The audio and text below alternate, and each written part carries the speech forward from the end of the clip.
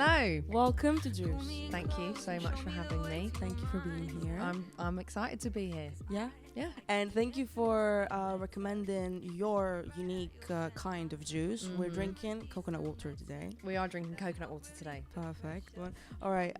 It is actually my first time trying coconut water. Never had it before, so I am excited. Ooh, thank you. She's stunning. Oh my god. Can I go? I'm just going to go straight in. Okay. Do you want to do a cheers? Let's cheers.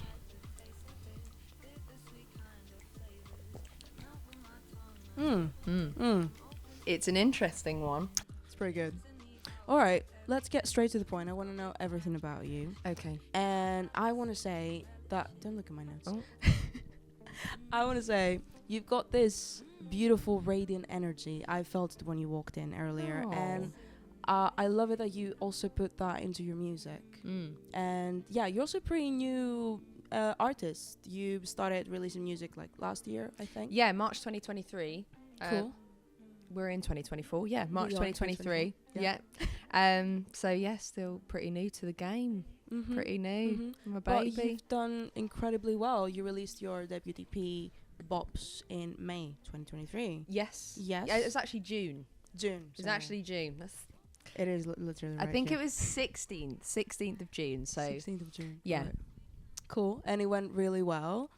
It did go really well. Yeah, no, some of the tracks have done a few bits and pieces. It's mainly the singles that I released after that have kind of taken off a little bit for me, which is cool. But yeah, no, it's been a bit of a wild ride, even at this early stage. So exciting times. Yeah, For sure. So you played The Great Escape last May. I did. Then Yeah, you're playing again this year. I'm actually not playing again this year. Okay. But I am doing a panel talk if anybody wants to come along. When is it? Such a good point. It's one of the days. It's across the festival. Talking about things, all things mental health in the music industry and what it's like to be an emerging artist. So hopefully, that'll be really cool. I'm looking forward to that.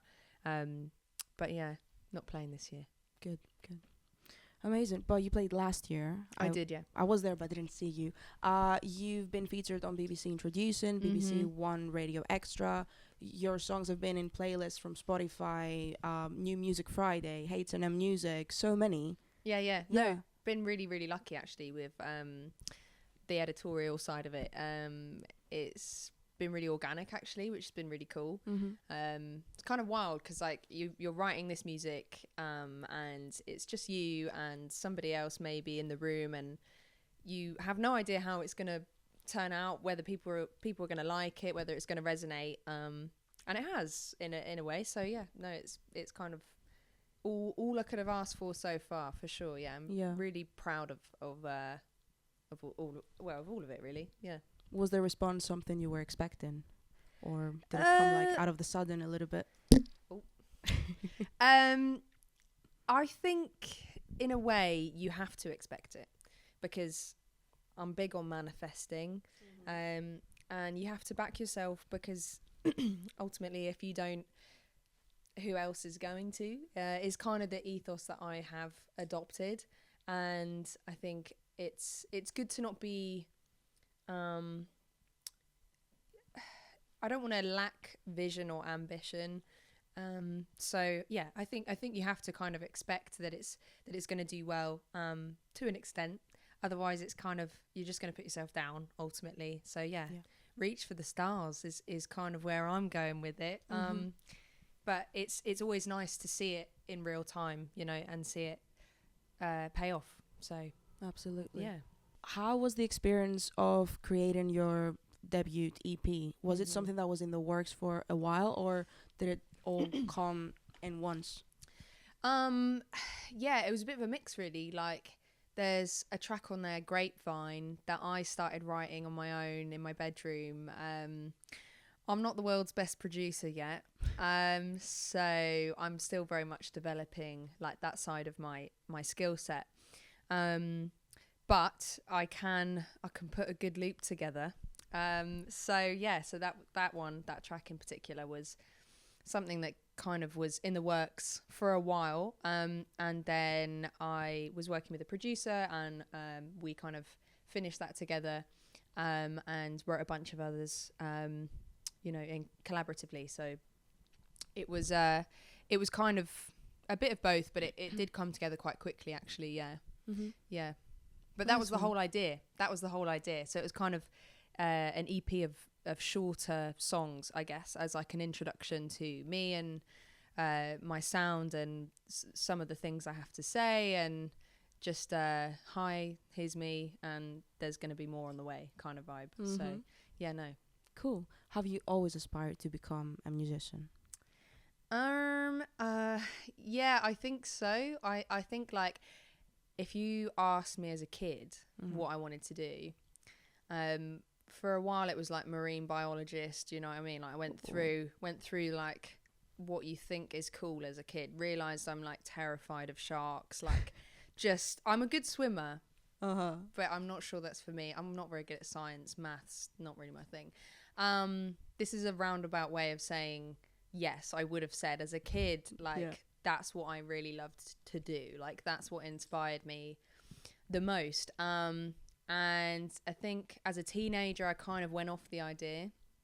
I was struggling really badly with a lot of, insecurities, and just not really knowing who I was, and like feeling lost. And I think at that point, if you'd have asked me if I wanted to be a musician, I would have been like, absolutely not. And to be honest, if you ask me, on a day next week, I might say the same thing. It's a hard industry to be in, honestly. So yeah, you've got to have real like grit, to be honest, real determination with it. And some days that's quite hard to muster. But like, yeah, I have always felt like this is my purpose. And this is what I want to, I want to be working towards, want to be doing. And I can feel that recently, especially, I've been stepping into that with confidence, and trusting in the fact that this is who I am, and this is what I see for myself, and that's the goal. Yeah, that's what I'm working towards.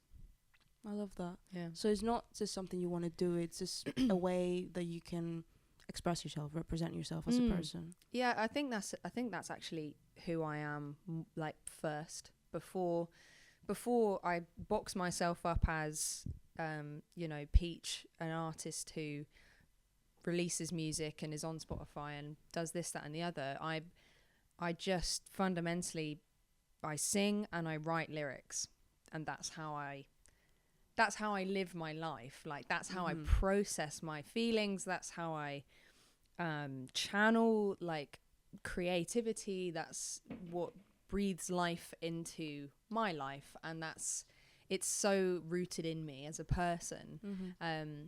But it's been a new thing to like learn how to market myself and how to put myself out there in terms of like, a nice little packaged brand and stuff. But that's actually all come together really naturally as well, which is super cool. I'm kind of just like, oh, I can be myself. This is weird. Like, whoa. Yeah. So yeah, no, yeah, definitely. I love that. And what do you want your music to be about, and who would you like to speak for? So when you think of Pete's, what does that represent?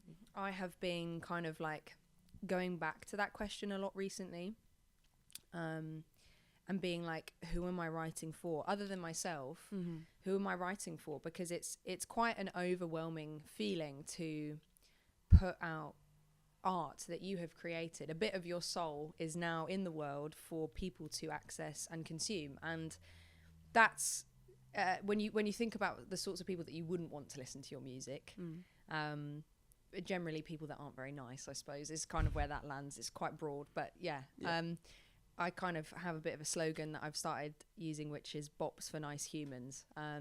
So I'm writing for nice people. I'm writing for people that are wanting connection, who are wanting to ask the big questions, who are wanting to work out who they are. I'm writing for young queer people who are kind of still figuring things out. I'm writing for people who feel really lost and who feel insecure. I'm also writing for people sat on the beach with their mates, having a couple of tinnies, and a smoke. Like, do you know what I mean? I think music is something that decorates moments in time, and I think that a lot of the stuff that I've got out at the moment is kind of like on that wavelength of like, this is a bop, this is a vibe, you know, like this is something we could stick on and like have a good time to. But at the same time, where I'm kind of going at the moment in terms of like my direction, I'd quite like people to sob, to be honest. Sob? I'd quite like Really? people to listen to my music and be like, oh man, like maybe I have some unpacking to do, or like, do you know what I mean? I'm kind of going down a bit of a rabbit hole at the moment, and I'm so loving it. I'm so here for it. It's really healing, actually. I feel like I'm really coming into my own, and that's really, really exciting, actually. It is. Yeah, it is. yeah. I'm loving what I'm writing at the moment. What are you writing at the moment? Because like all of the songs that you have out at the moment are very upbeat. At least most of them. They are very personal and they speak about very vulnerable issues, but like they're all are very upbeat. So what's coming next? So I think actually it's like, again, like I said, I don't produce very well myself at the moment. So I've kind of always been a collaborator when I'm writing, and whether that's with friends or producers or whatever, it's kind of meant that their sound is obviously intertwined with mine. And I love what I have out. I really do. I'm really proud of it. There's, like you said, there's so much of me in there. And they're fun. Yeah. And that's great. And a lot of that is because I have come out the other side of a really, really tough journey of self-discovery, to be honest. And I had some really, really tough times with my mental health, struggled really badly with anxiety and my identity and my gender and my expression, and like it was tough. It was so super full on. And yeah, kind of coming out the other side of that last year, I was like just overwhelmed with positive emotion. Like, wow, I'm happy probably for one of the first times as me in my life. And that was kind of how that music came to be. I think I was just cherishing that moment. I was channeling that feeling. And I've kind of stepped away and gone, okay, what haven't I said? What haven't I, addressed within my music? And what stories can I tell? And fundamentally, I have ADHD. I feel things very intensely. I'm a very sensitive person. Like, I can cry, just show me a sad video and I'm in the bathroom trying to regulate my nervous system. But yeah, no, I think I feel happiness really intensely. I feel sadness really intensely. And I've kind of started to work out ways in which I can tell those stories as well. And that's where I'm going at the moment. And I've found a couple of producers that I just really click with.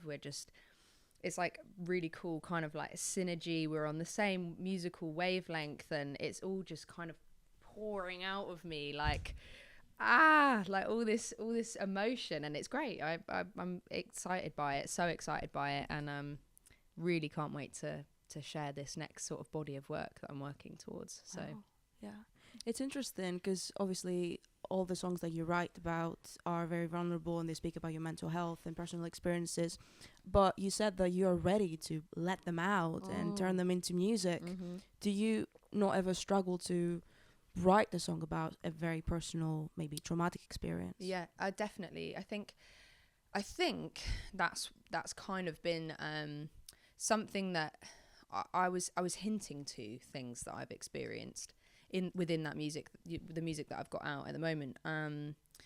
But I don't think I was quite letting myself go into those deeper, darker feelings and experiences. And it's been a learning curve for me, learning how to just be comfortable with being myself and like just presenting as my authentic me, which is like totally my message now that I have found that, because it's the best feeling in the world to work that out.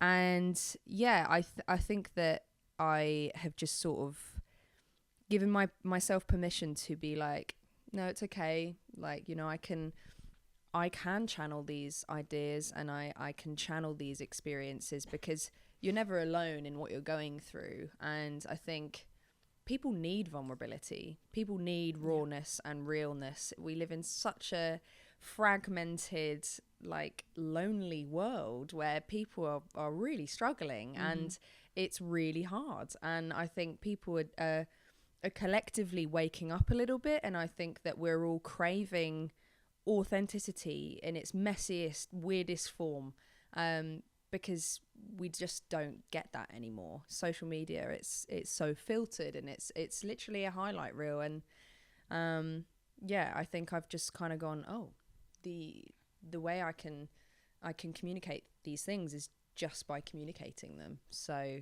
and just I'm kind of going back to the question of who am I writing for. I'm just excited by the possibility of being able to help people, I suppose, in a way, feel stuff. I suppose that's kind of what any artist is striving for, maybe, but that's definitely my goal.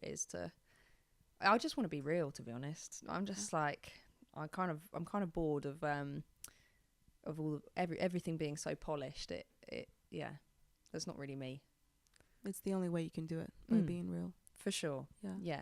Have you ever had people coming up to you at gigs or whatever and telling you that they really resonate with your music, your songs? Or what responses have you had from people?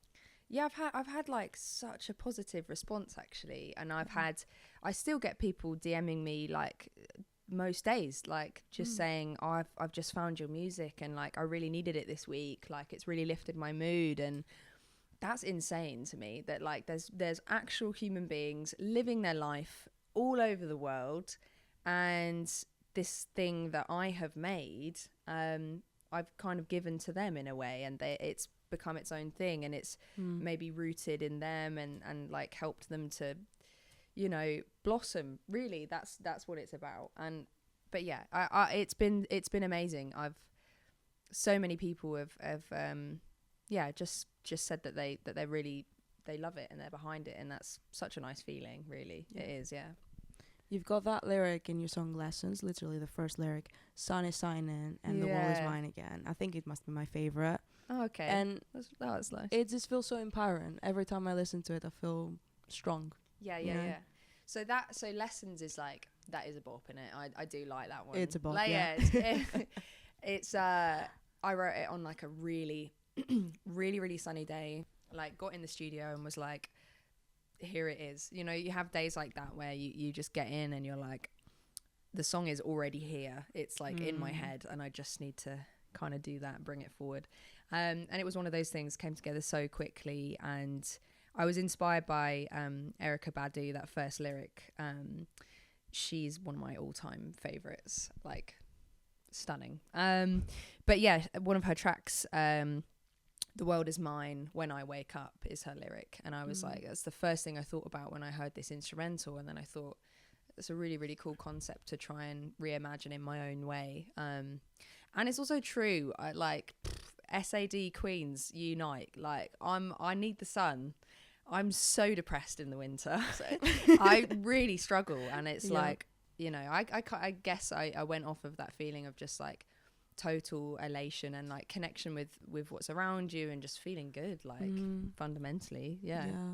Oh my god, every time spring comes, it feels like I wake up from hibernation. Literally that feeling, sun is shining, the world is mine again. I feel like I'm awake again. Yeah. Oh, I feel so good. But just being connected, being like one, and knowing that you have this power, this thing that you can draw from, and just embodying that. And that's kind of what Lessons is about, for sure. And also just reading the signals that you get sent from above. It sounds weird when you put it like that, but I'm a massive Rick Rubin fan, which might be controversial. I don't know. Some people are like, who is Rick Rubin? Rick Rubin is massive record producer. Like he did stuff for, I want to say, the Fugees and like people like that.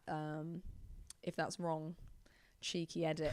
But he's owner, I think, of like Columbia Records. Oh, so okay. this guy is like in the industry, and he's just such a hippie. Like fundamentally, he's just like such a character. Like just walks around in like shorts and a t-shirt, like he's a barefoot kind of guy. Hair is crazy. I'm here for it. I'm so here for it. But his whole vibe is like, you know, artists are here to channel signals and messages and creative energy, which is in its essence spiritual. And he kind of describes it as people have these antennas on their head, and you pick up on these things, and that's where you draw from. It kind of flows through you, and music is one of those things, I think. But yeah, I can't remember what the question was, honestly. That's all right. Well, that was really interesting, and I think I agree with that. Interesting. Okay, I wanted to ask you, why did you choose the name Pete? Because that's not your real name. Yeah.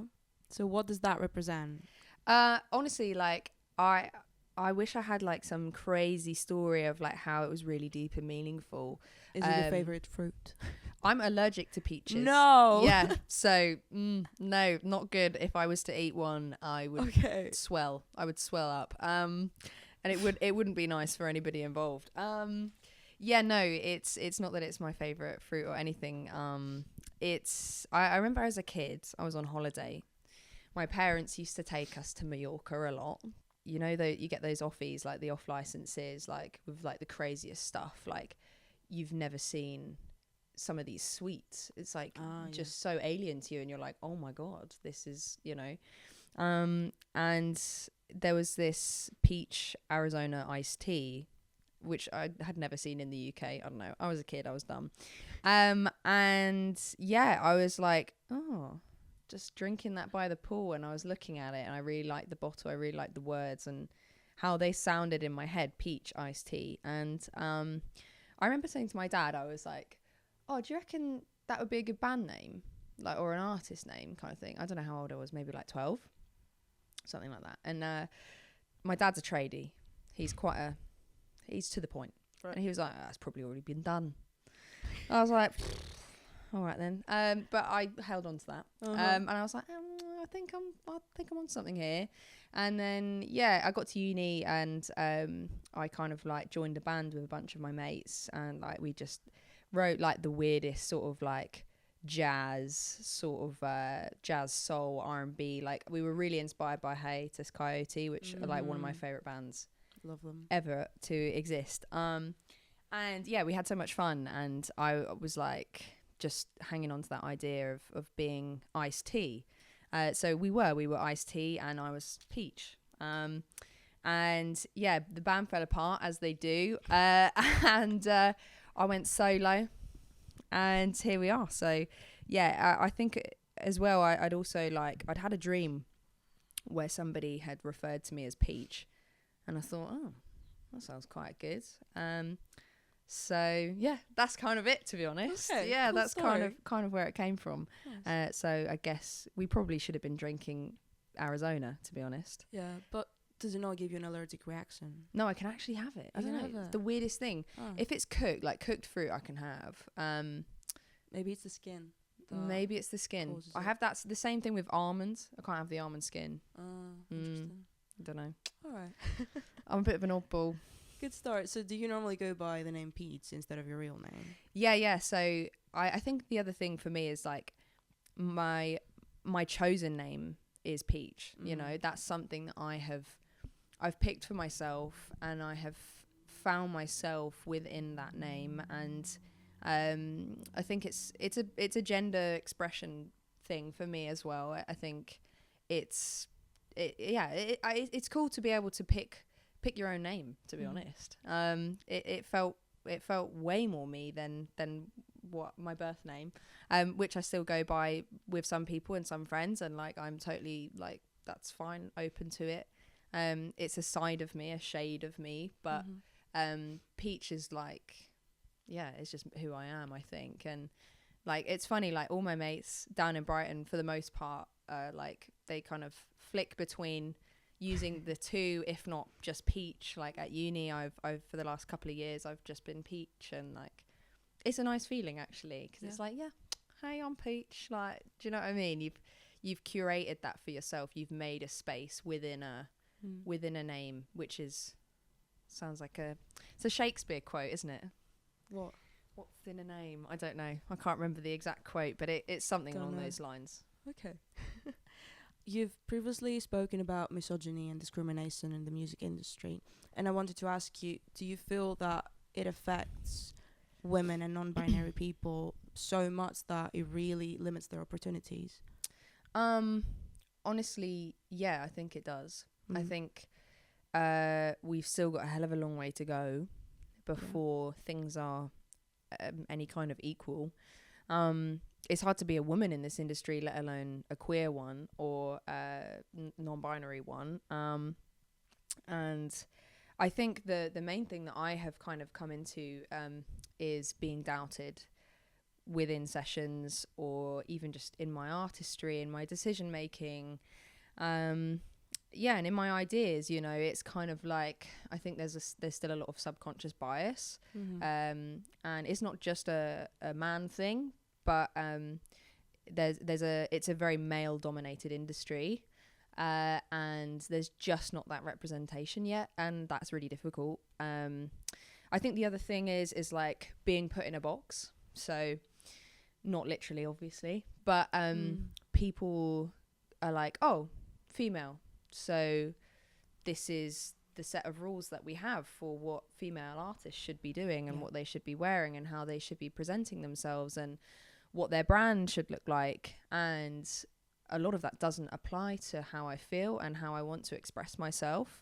So I've been in meetings where, you know, I've had A&Rs sit across the table from me and go, oh, you know what, you should wear a dress for that shoot. Really? And I'm like, when have you ever seen me wear one of those? You know, like, it's just not me. And it's tricky, because you can probably very easily be misled in that way and lose sight of who you are and who you are authentically, based on the fact that other people are already making these assumptions. But I think, you have to stand your ground, and you have to, it's hard. It's really hard. It's hard to stand up for yourself at times in rooms with people who kind of seemingly know a lot more than you do, and have more experience in the industry. And you're always kind of battling with that. Oh, is this something I should listen to, or should I just be taking it with a pinch of salt and kind of applying my own ethos to things? Or, you know, it's quite tough to find your way through, honestly. And it's a really, really tough industry. There's a lot of sharky characters, and you know, exploitation really is what it is. Writers and artists and people like Ray, people, you know, we're talking about it. Conversations are happening. But yes, it's really, really, really tough. Yeah. Absolutely. I think that's why it's important to talk about it. And as you said, it's people like Ray that kind of like bring this matter up and kind of like paves the way to hopefully make a difference about this. Yeah, I mean, I think it is just conversations, but also I would encourage any female, queer, non-binary artists to trust their gut. It's always good to get a range of opinions on stuff, but it's never good to compromise your own vision. And I think unless you are going for that kind of like, I want to be an artist who, you know, I'm pitched songs and I don't write them myself, and I am just kind of going with the motions and people are kind of running this for me, cool. But if you're trying to do something different and something that feels true to you, I think that's totally not the way to go about it. And it's going to be a process, and you're going to have to really back yourself, and just learn how to communicate that with people who can be quite closed-minded still. So yeah, for sure. Yeah. So from your experience, the people that you have worked with, have they mostly been men? Have they always been like older men, or do you also work with young people? Bit of both. Yeah. But So I have worked with people. I've worked with people like in their 40s. I've worked with people in their 20s. The majority of producers, though, that I work with are men. I've had one session with a non-binary producer who was my housemate at the time. And that's it. I haven't had a single session with a female producer, and that is something I am so desperate to change, because I really think that I need some feminine queer energy within the production of my music as well. You know, it needs to be a nice package, because I think that it will inevitably help me to express myself as well. But yeah, it's absolutely crazy. It's totally a male dominated industry still. I mean, I know a lot of female writers, and I've been in sessions with a lot of really amazing, really, really talented women. But yeah, there's so many levels to it, really. Like, you know, you might have your A&R team who are predominantly female. You go one step above and it's all straight cis men. So yeah, there still feels like a massive imbalance, and I think it's systemic still, and it's going to take some real perseverance from everybody. You know, talking about it, educating each other, being open about our experiences, you know, and just fighting for equality on that front. Yeah, absolutely. Well, we hope to see more representation soon, honestly. Yeah. It's needed. It is needed, because, like, when you work with not a man, it's a totally different kind of expression. When you work with female or non-binary producers, you can feel, like, the energy is different. Like, it really shows in the final product of the song, and it's something that is definitely needed. Yeah, no, definitely. I've got a session with a female producer coming up, like in the next couple of months, and I'm so excited by it, and I'm like, I know already that the energy is just going to be different, and not necessarily better. It's whatever, like, you know, there's also, I want to make a point of saying there's a lot of really, really talented men in the industry. Absolutely. And I have worked with some really, really lovely people. I had a session today with one of the loveliest humans I've ever met, who is a male. But, like, you know, it's not about coming for anybody in that sense. It's about being equal, and about making sure that lots of different voices, perspectives, experiences of life are being portrayed within this kind of, you know, on the same sort of platform, on the same sort of level. Because there's definitely a lot of people that are listening to music who are going to be looking for that, you know. Yeah, exactly. If you could take a very mainstream popular song and make it yours, fully transform it, give it a peach energy, what would you choose? Don't give me quality like Erykah Badu, Hiatus Coyote. Like, give me something like mainstream. What, like, we're talking like really poppy? Yeah, like Justin Bieber. Like Dua Lipa or something? Yeah, something like that. What, as like a creative cover? Yeah, absolutely. Oh, take a song, make it completely yours, give it a different character. That's a really, really good question. Like, when you said that, instantly I thought of Adele, because she's huge, she's popular. But I'm not sure that's what you mean. I don't know, it could be anything you want. An Adele cover would be really cool. Yeah. Adele is like, she's like my biggest influence ever. Like, she's the reason I sing. And actually, funnily enough, like, a lot of my stuff that I've been writing recently is still very much rooted in soul. But it's kind of, I've had people say that it's like as if Adele and Ray had a baby. So it's kind of like more R&B Adele. All right. Which I'm like so here for. I'm like, yeah, okay, I'll take it. But yeah, maybe an Adele track. I love it's just not. It's not like mainstream enough though. I want to go like a Harry Styles track. Actually, might be a good shout. Yeah. What's that one? Sunflower. That's cute. That's a cute one. Yeah. Maybe I could do something with that. Yeah. Switch it up a bit, make it a bit jazzy, make it a bit weird. Give more a nice beat to it. Cool. There you go. Here's an idea. Okay. Well, I'll get going with it. I'll get in studio tomorrow. Nice one. Do you have any other passions apart from music? Anything else that you like doing? I like chilling out. I like nice chilling. passion to have. No, I do so many other things. I love like writing, not just lyrics, but just like I'm always in my journal.